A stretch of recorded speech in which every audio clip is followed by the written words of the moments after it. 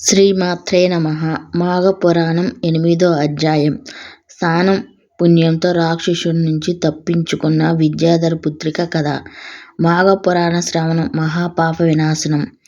మాఘపురాణం 8వ అధ్యాయం. పరమశివుడు పార్వతి మాఘ స్నానంతో మహిమతో విద్యాధర పుత్రిక శ్రీహరిని భర్తగా ఏ విధంగా పొందిందో వివరిస్తున్న శ్రద్ధగా ఆలకింపు అంటూ 8వ అధ్యాయాన్ని మొదలుపెట్టాడు. విద్యాధర పుత్రిక మాఘస్నాన మహిమతో శ్రీహరిని భర్తగా పొందిన వైనం పూర్వకం దేవతా సంభూడైన విద్యాధరుడు అనే అతడు సంతానం కోసం పరిమితిస్తూ సంతానం కోరుచు గంగానది తీరంలో బ్రహ్మదేవుని కోసం తపస్సు చేయసాగాను.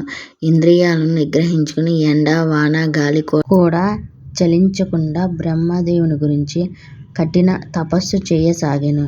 విద్యాధరుడుకు ప్రత్యక్షమైన బ్రహ్మ. 1000 దివ్య సంవత్సరాలు విద్యాధరుడు బ్రహ్మ గురించి తపస్సు చేయగా బ్రహ్మదేవుడు ప్రత్యక్షమై విద్యాధర నీవు తపస్సుకు మెచ్చాను, ఏమి వరం కావాలి కోరుకోమనగా విద్యాధరుడు బ్రహ్మదేవునితో దేవా నేను పుత్ర సంతానం కోసం తపస్సు చేస్తున్నాను, నాకు పుత్ర సంతానం ప్రసాదించమని కోరగా బ్రహ్మదేవుడు విద్యాధరుడితో నీకు పుత్ర సంతాన యోగం లేదు, నీ తపస్సు మెచ్చి నేను నీకిచ్చిన వరం వల్ల నీకు ఒక ఆడపిల్ల పుడుతుంది అని చెప్పి బ్రహ్మదేవుడు వెళ్ళిపోయాడు. అతిలోక సుందరవతిగా విద్యాధర పుత్రిక. బ్రహ్మ చెప్పినట్టుగా విద్యాధరునికి చూడచక్కని ఆడపిల్ల పుట్టింది. ఆ ఆడపిల్ల పుట్టింది మొదలు శుక్ల పక్షం చంద్రుని వలె దినదిన అభివృద్ధి చెందుతూ యుక్త వయసు వచ్చాక కోమలమైన అతిలోక సుందరవతి అయింది. పెళ్ళిడికి వచ్చిన కుమార్తెను చూసి ఇంతటి సౌందర్యవతి సుశీలైన ఈమెకు తగిన యోగ్యుడు వరుడు ఎక్కడున్నాడు అని విద్యాధరుడు నిత్యం చింతించసాగాను. వేదాంగాలు చదివిన రాక్షసుడు. ఇది ఇలా ఉండగా ఒక రాక్షసుడు తమ కులదేవత అయిన మాయాదేవిని పూజించి ఆమె నుంచి పొందిన వర ప్రభావం చేత సమస్త వేదాలు శాస్త్రాలు తెలుసుకుని తత్వం చర్చలు చేయగల సమర్థుడు, మాయా యుద్ధ విరాసుడు, కామరూపం పొందగల శక్తి కలవాడు, ఉన్న వాటితో తృప్తి చెందక పర శివుని త్రిశూలం పొందగలేని ద్రోణ పర్వతం మీద తపస్సు చేయసాగాను.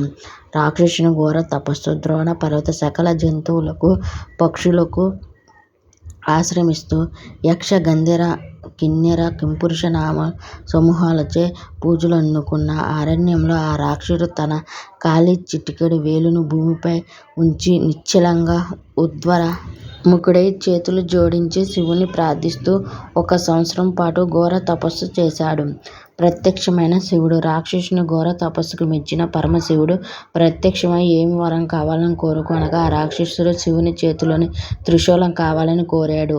పరమశివుడు రాక్షసుని త్రిశూలం ఇస్తూ ఇలా అన్నాడు, ఓ రాక్షసోత్తమ, ఎప్పుడైతే ఈ త్రిశూలం నీ శత్రువుల చేతికి చిక్కుతుందో అప్పుడు ఇది నీ త్రిశూలంతో నీకు మరణం సంభవిస్తుందని చెప్పి అదృశ్యమయ్యాడు. రాక్షసుడు అహంకారం. శివుని నుంచి త్రిశూలం పొందిన రాక్షసుడు త్రిశూలాన్ని నేను విడిచి కదా ఇది శత్రుల చేతికి చేరి నాకు ఆపద కలుగుతుంది, అందుకే నేను ఈ త్రిశూలాన్ని ఎప్పటికీ ఇడవనని అనుకుంటాడు. త్రిశూలంతో ముల్లోకాలు తిరిగిన రాక్షసుడు. శివుని నుంచి త్రిశూలం పొందిన గర్వంతో రాక్షసుడు దాని చేత పట్టి ముల్లోకాలు తిరిగి అందరినీ భయపెడుతూ చేస్తాడు. చివరకు సముద్రం మధ్యలో లోతైన ప్రదేశంలో ఒక అద్భుతమైన పట్టణాన్ని నిర్మించాడు.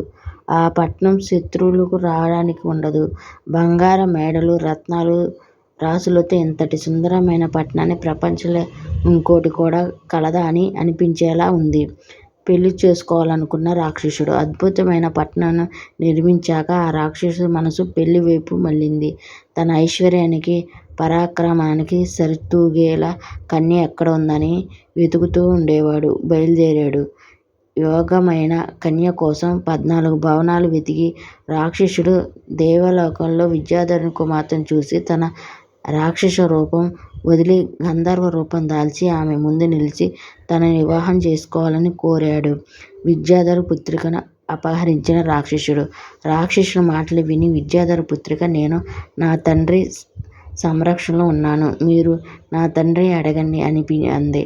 రాక్షసుడు విద్యాధరుని కలిసి ఆయన కుమార్తెనిచ్చి వివాహం చేయమనగా విద్యాధరుడు అందుకు అంగీకరించలేదు. అప్పుడు ఆ రాక్షసుడు కామరూపం దాల్చి విద్యాధర పుత్రికను అపహరించి బలవంతంగా ఆమెను తానును పట్టణానికి తీసుకెళ్ళాడు. అక్కడ విద్యాధరుడు తన కుమార్తె కనబడక దిగులు చెందసాగాడు. వివాహముహూర్తం కోసం బ్రహ్మను కలిసిన రాక్షసుడు విద్యాధర పుత్రికను తన మందిరంలో బంధించి విద్యాధరి వివాహం కోసం సుముహూర్తం నిర్ణయించడానికి బ్రహ్మదేవుని వద్దకు వెళ్ళాడు. అప్పుడు బ్రహ్మ మరో 8 మాసాల తర్వాత వివాహం మంచి ముహూర్తం ఉందని చెప్పి రాక్షసుని పంపించాడు. విద్యాధర పుత్రికను ప్రబోల పెట్టిన రాక్షసుడు బ్రహ్మ వద్ద నుంచి వచ్చాక రాక్షసుడు విద్యాధర పుత్రికతో కళ్యాణం మన వివాహానికి ఇంకా 8 మాసాలు గడువు ఉంది. అంతవరకు నేను నిన్ను స్పృశించను. నీవు సంతోషంగా ఉండు. నీకేమి కావాలో చెప్పు అని అడిగాడు. విద్యాధర పుత్రికను అట్టకేశ్వరి తీసుకువెళ్ళిన రాక్షసుని మాటలకు ఆమె కొంతసేపు మిన్నకుండి తర్వాత రాక్షసుడితో, రాక్షసా, నాకు ప్రతి సోమవారం సాయంత్రం శివదర్శనం వ్రతం ఉంది. అందుకోసం శివలింగం ఎక్కడ ప్రతిష్ఠించాలో చెప్పు అని అడిగింది. అంతటా ఆ రాక్షసుడు ఆమెను తన ఇంటి నుంచి పాతాళానికి తీసుకెళ్ళిపోయి అట్టకేశ్వరి స్వామిని చూపించాడు. అప్పుడు విద్యాధర పుత్రిక సంతోషించి ప్రతి సోమవారం సాయంత్రం పాతాళలోకంలోని అట్టకేశ్వరి స్వామిని దర్శిస్తూ ఉండేది. నారదుని రాక ఇలా ఉండగా ఒకనాడు నారద మహర్షి ముల్లోకాలు తిరుగుతూ అట్టకేశ్వరి వచ్చి అక్కడ విద్యాధర పుత్రికను చూసి, అమ్మాయి, నువ్వు ఎవరు? ఇక్కడ ఎందుకు ఉన్నావని ప్రశ్నించగా ఆమె రాక్షసుడు తనను బలవంతంగా ఎత్తుకొచ్చి ఇక్కడ ఉంచాడు. 8 మాసాల తర్వాత వివాహం చేసుకోబోతున్నాడని చెప్పింది. నారది అభయం. ఆమె మాటలకు విన్న నారదుడు, అమ్మాయి, భయపడమకు. నీకు శ్రీహరి భక్తుడైన వాడు భర్తగా రాగలడు. అతనిని నేను నీ వద్దకు సముద్ర ప్రాంతానికి తీసుకువస్తాను. ఇక్కడన్న అట్టకేశ్వర స్వామి మందిర భాగంలో మానస సరోవరం కలదు. రానున్నది మాఘమాసం. నువ్వు మాఘమాసంలో సూర్యోదయ సమయంలో ఈ సరస్సులో స్నానం చేసి శ్రీహరి ఫలపుష్పాలతో పూజించి మాఘ పురాణాన్ని శ్రద్ధగా విను. శ్రీహరి భక్తుడే నీకు భర్తగా రాగలడు అని చెప్పి అక్కడి నుంచి వెళ్ళిపోయాడు. మాఘ స్నానం చేసి విద్యాధర పుత్రిక నారది మాటలు విని విద్యాధర పుత్రిక మాఘమాసం కోసం వేచి చూసింది. సరిగ్గా 15 రోజుల తర్వాత మాఘమాసం వచ్చింది. పరమ పవిత్రమైన మాఘమాసం 4 రోజుల పాటు విద్యాధర పుత్రిక సరస్సులో నది స్నానం చేసి ఆ శ్రీహరిని పూజించసాగింది. సౌరాష్ట్ర రాజ్యాధిపతి కలుసుకున్న నారదుడు. ఇట్లు విద్యాధర పుత్రిక వద్ద నుంచి బయలుదేరిన నారదుడు సౌరాష్ట్ర దేశమును వెళ్ళి సదా శ్రీహరిని పూజించే దేశాధిపతి అయిన శ్రీ హరిదాసుని కలుసుకున్నాడు. ఈ హరిదాసుడు సమస్త భూతకోటి యందు శ్రీహరిని గానిస్తూ సర్వకాల సర్వావస్థ లోను శ్రీహరిని స్మరిస్తూ అన్నిటిలోనూ శ్రీహరినే దర్శిస్తాడు.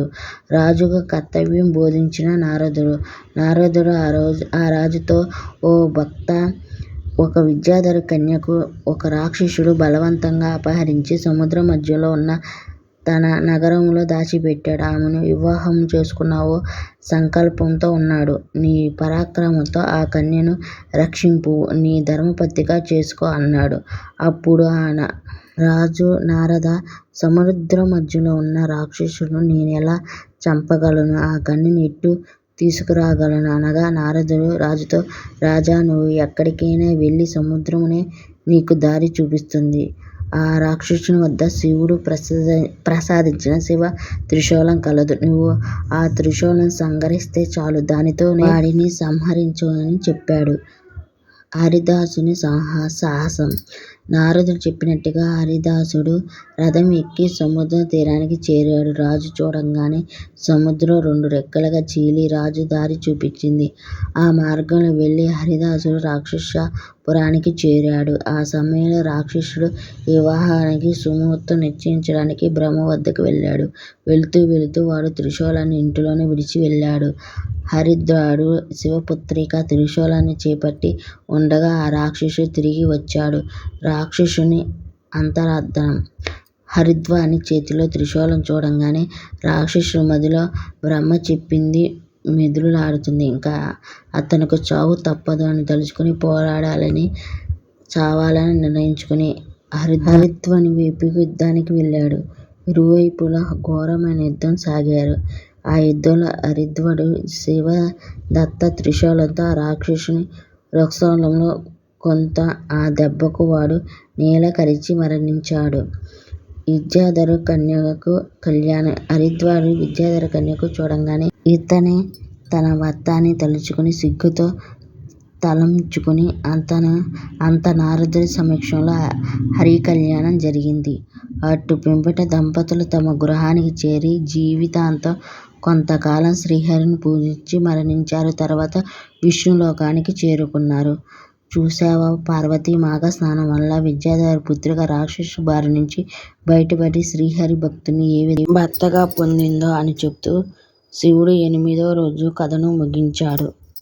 ఓం నమః శివాయ.